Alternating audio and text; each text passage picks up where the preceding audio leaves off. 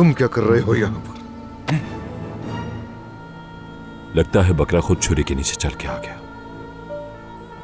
तुम लोग अपने मेहमानों का इस्तकबाल इस तरह से करते हो? अदनान भाई, हम दरअसल इसलिए आए क्योंकि आप घर पर नहीं थे। सुहा, तुम जब चाहो आ सकती हो, ये तुम्हारा घर है।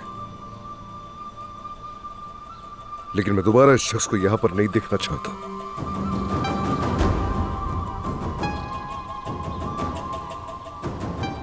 अब्बास, समात में क्या हुआ तुमने बताया भी नहीं हमें।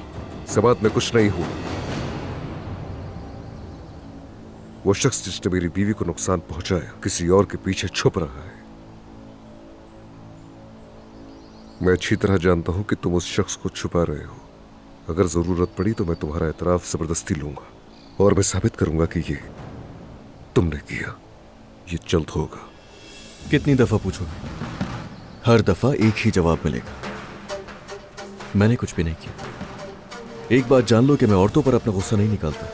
मैं हिसाब अपने बराबर वाले आदमी से लेता हूं। सोहा, चलो बेटा, अब इसे वापस ले जाओ।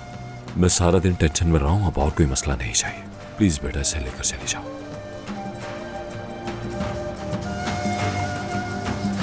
चलो हामिद, मैं पहले ही बहुत थक गई हूँ।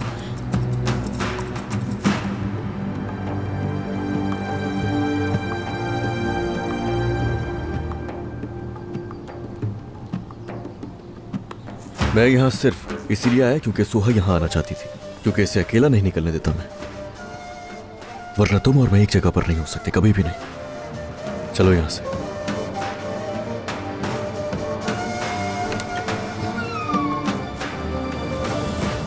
अदनान, चलो बस बहुत हो गया, अंदर चलो।